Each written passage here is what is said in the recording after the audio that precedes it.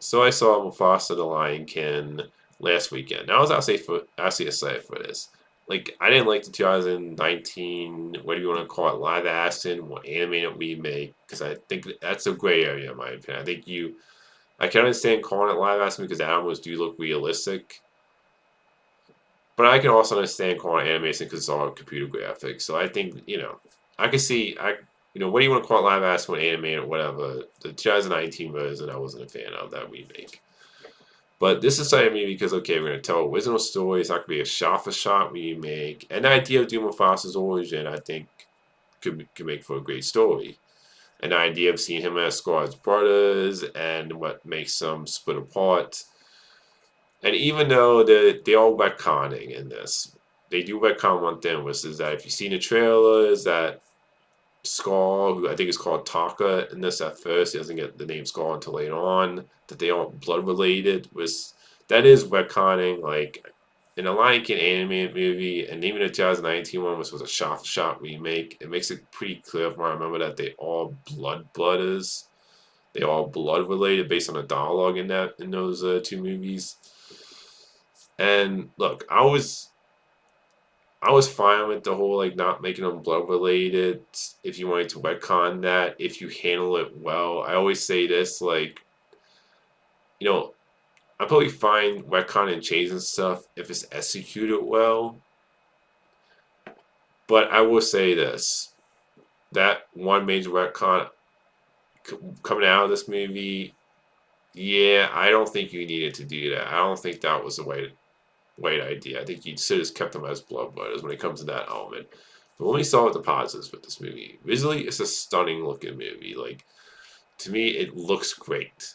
And I'll say this, it looks better than the 2019 one. Mainly because this is another positive I have, is that they did a great job when it comes to animals emoting emotion in this. Because one of the biggest complaints I had about that 2019 one, and a lot of people did, was that like you just felt like they looked so like when they looked so realistic in that movie when they would talk, you would get no emotion from them. I felt like in this one they heard that criticism and actually fixed that mistake in this prequel where I was like, okay, you know what? When Kid was actually singing in this Lion King prequel and talking, you do actually get some emotion from them. So I felt like, okay, they actually listened to the criticism of the 2019 film and actually made a big improvement on that, in my opinion. I was like, you know what? They did a great job of like having the animals look realistic in this, like the 2019 movie, but they also fixed the mistake of them not showing any emotion. Like you do actually show emotion in this, was definitely a big improvement when it comes to that area over the 2019 one. And another positive is that it tells an original story. This was the reason I was excited about. And I would say another positive thing with this movie is that I think when this movie is focused on Mufasa's origin story of him becoming wise and to become the king that you know in the Lion King animated movie in the 2019 remake, I do think those sections of the movie is actually good. I was like, you know what, I'm actually invested into the story. Like, where I was like, okay, you know what? I'm actually really invested in Mufasa's origin and seeing his wise to becoming king. Like when it's focused on that element of the story, I think it's actually really good. But there is some negatives with this movie for me personally, and that some of the negatives. Oh, and I think another positive about to mention this is that the actor from I think he was in Rebel, that Netflix movie, that acid Netflix movie, Rebel Wiz, I think it was called, and he also is going to be playing John Stewart in the Lanterns show.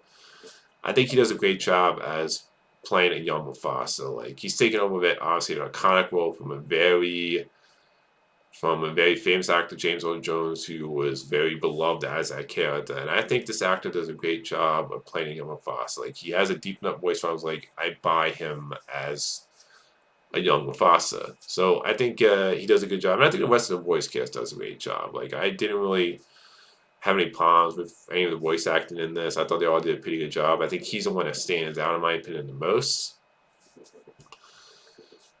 But the negatives with this movie is that I think this movie just rushed some stuff. There was times in this movie where I just found it kind of rushed and do stuff, and the biggest one of that is Scar in this movie. Was the problem I have with Scar in this movie is that when he makes that tone in the movie of him becoming the bad guy, like you know him in the Lion King animated movie in the 2019 remake, the tone felt so quick. And it was just times in this movie where I feel like they're just kind of rushing stuff a little bit too much. Even though when it's focused on Mufasa, feel like there's some good stuff there. Even that feels a little bit worse. But Scar is the worst example of this in this movie, where when he tones to the bad side, I was just like, really?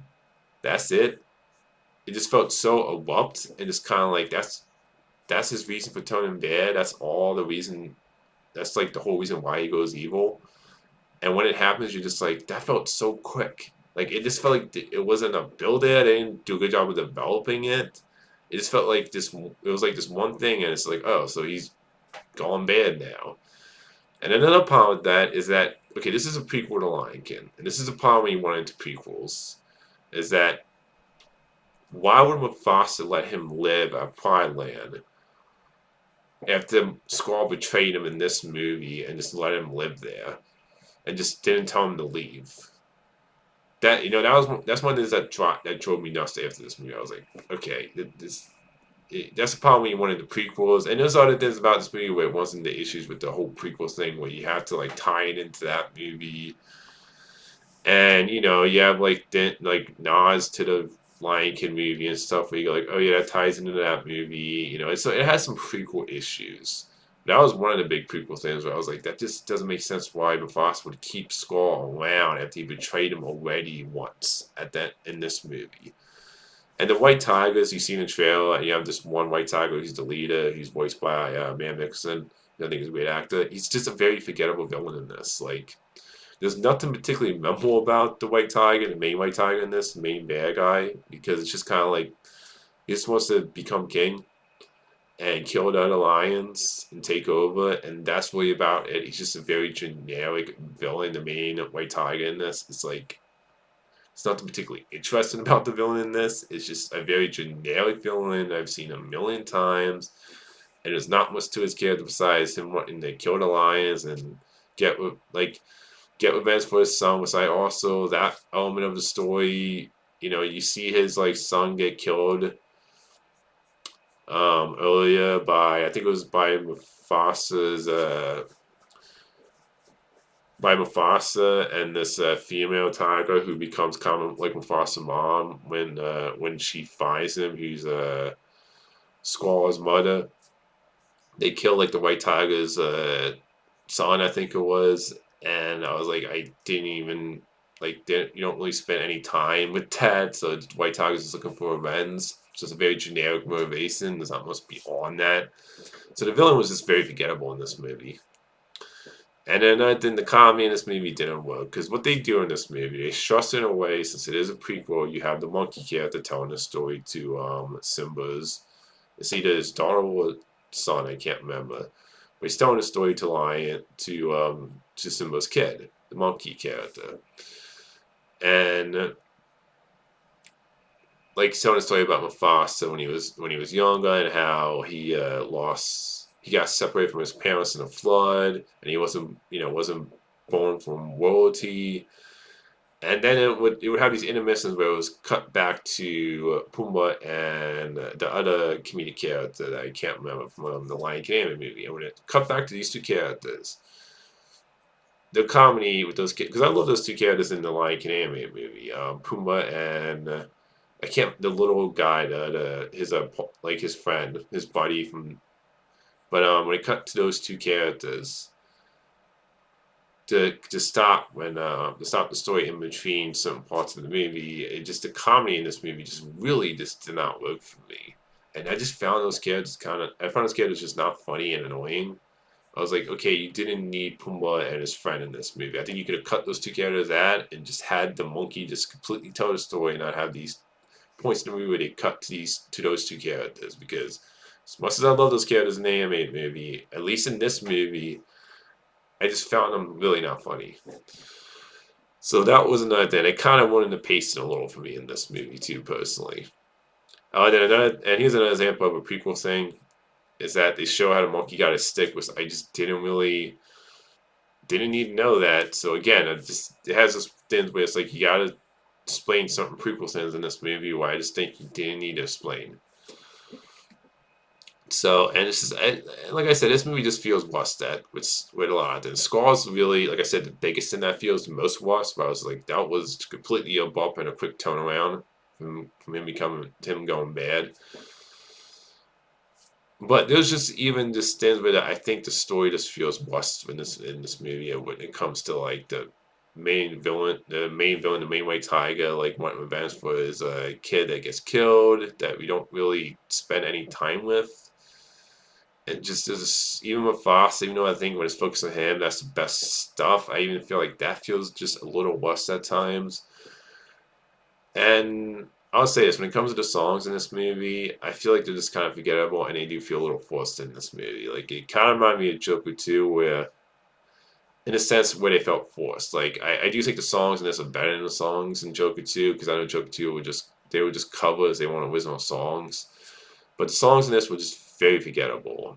And they had the Joker 2 problem where it just feels kind of like they're forcing the songs in this because it's a Lion King movie, so you gotta have the songs. So overall, like I didn't hate this movie. Like there is some negatives with this movie. There's some things I felt like it could have improved on. I think it could have made this movie longer to definitely make Scar's tone to the bad side feel more organic and flow better in the story, and not feel so abrupt. And I think you could have just, you know, had this movie longer just to like spend more time with Foster's origin too. Where even like I said, I think that's the best part of the movie when it's focused on that. I think that was the part where I felt the most connected to story wise. But there are times where I felt like that was feeling a little worse where you felt like you skipped some beats. So overall, I think this is an okay movie. Like to me, it is better than the 2019 movie. It's nowhere near great though. It's no Lion King animated movie, but I didn't hate this movie. Like I had a decent enough time with it.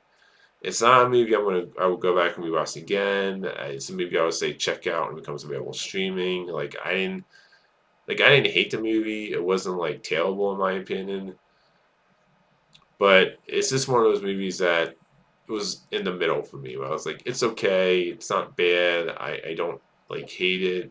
It's better than the 2019 movie at least, but I it's a movie that I'll forget about afterwards. So that's my thoughts on Mufasa the Lion King.